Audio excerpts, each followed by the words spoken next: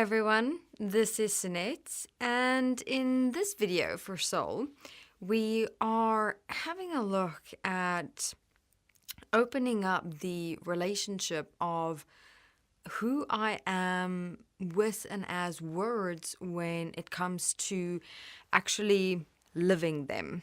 Now, so many have tried, and yes, there is an emphasis on the word trying, have tried walking this process of redefining and living words.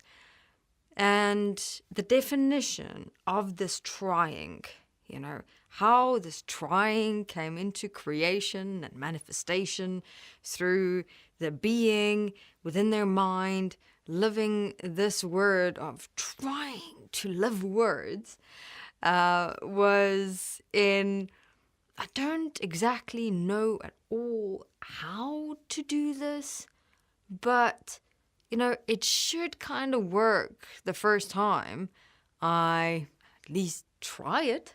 There should be some kind of result or feedback or change happening here.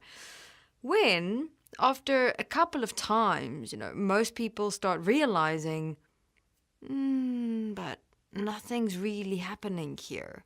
Why have I redefined this word and I'm actually trying to live it, to be it, to apply it, but no matter what I'm doing, my mind, my old patterns, my thoughts, my inner experiences are still taking precedence over my decision to change in this moment.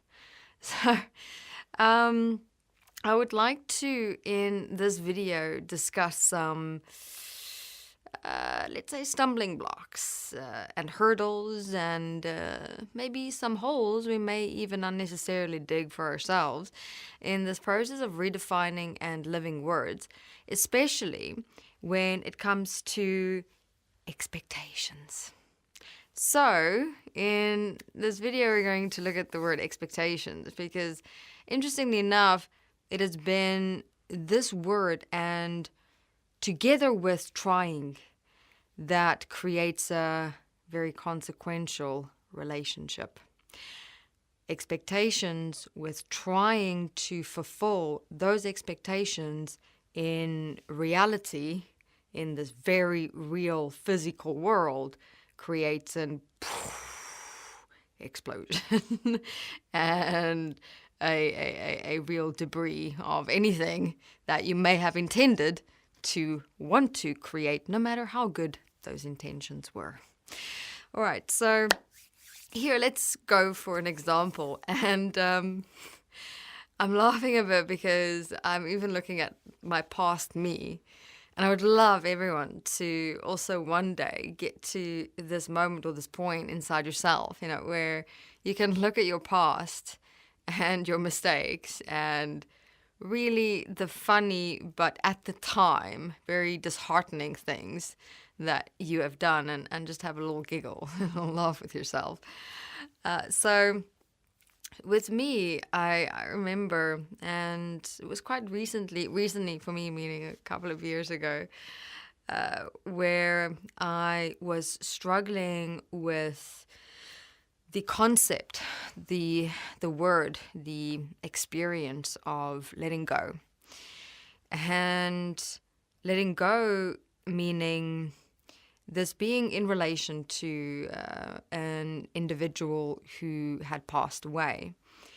And for me, there was a part within myself which was saying it has almost been this long, and it has been over so many years, and so much time has passed, but at the same time it felt like a lot of who I was and had become was still defined by the individual's passing and crossing over.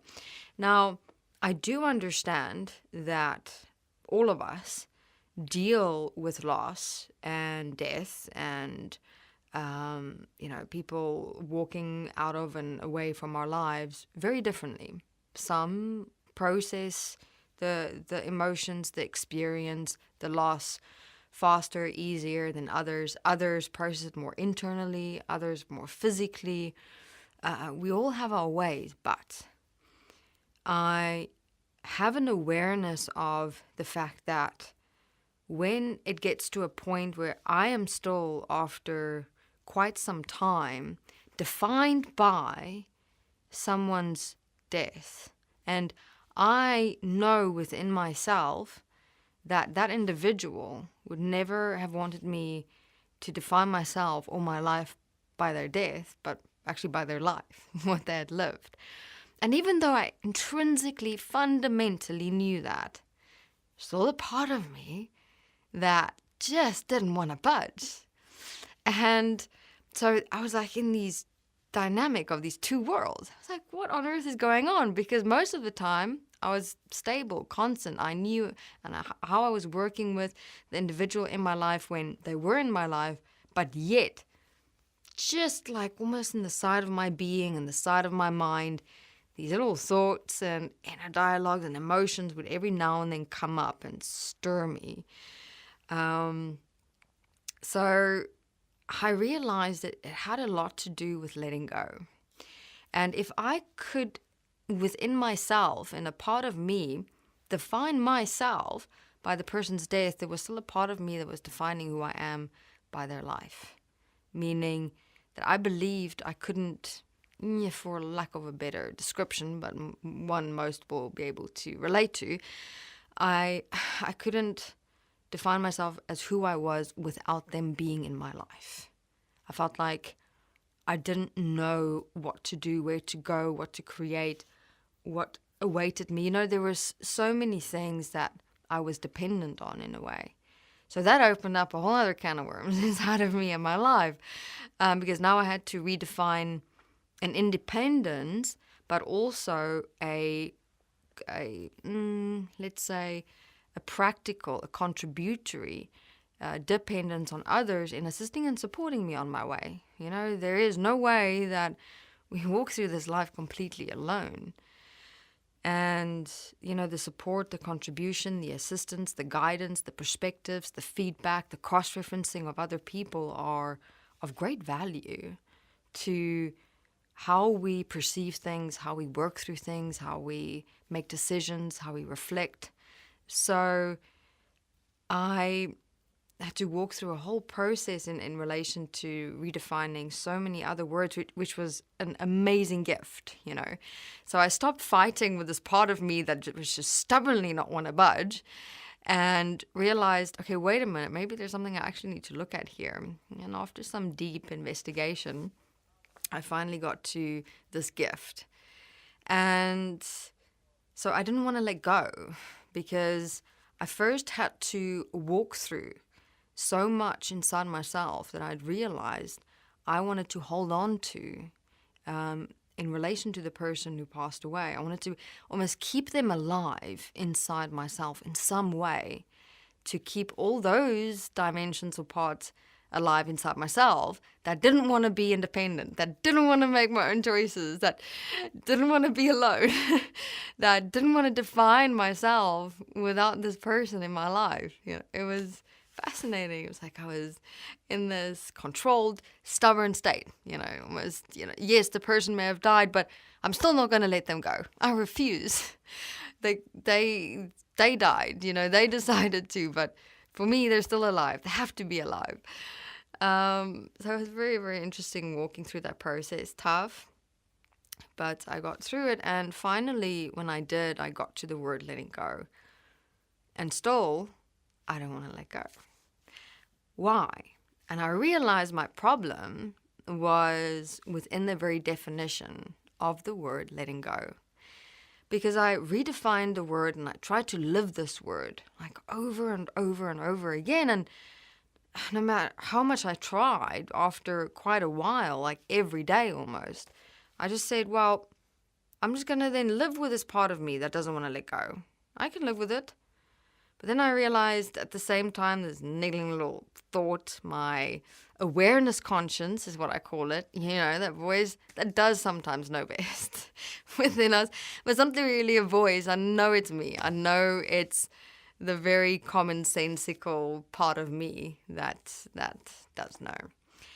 And I knew that if I leave this part like this, it is going to grow. It is going to become more emotional over time, and it's become more energetic and problematic. So I've got to deal with this. But the dimension that I want everyone to focus on is I myself in the beginning was at that point of just, when we feel like we cannot do something or it doesn't work immediately, we just want to throw our hands up in the air and go, well, okay, done with it, I'm walking away. But we've also got to ask ourselves, where does that behavior come from? Where does that way of thinking come from? I mean, I go back and I'm wondering what person in my life created that way of thinking, of perceiving, of decision making.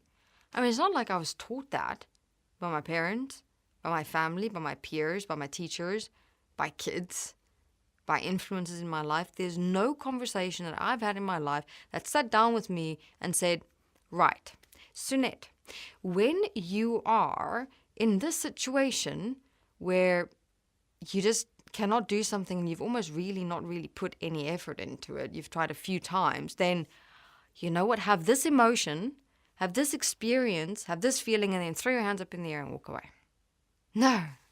And it's also very interesting because I've gone through that process of looking at quotes, anywhere and everywhere that uses this motivation about don't give up, dust it off and try again and all those things. I mean, you can possibly also think of so many, but, none of them really assisted and supported me. It's not that there's anything wrong with the quote. They're very supportive. They can be, but only really when you understand what it means to have that motivation. And when you're still in the point of not even understanding your own reason for giving up so quickly and easily, then motivation will have no space or place inside of you because you're existing as giving up.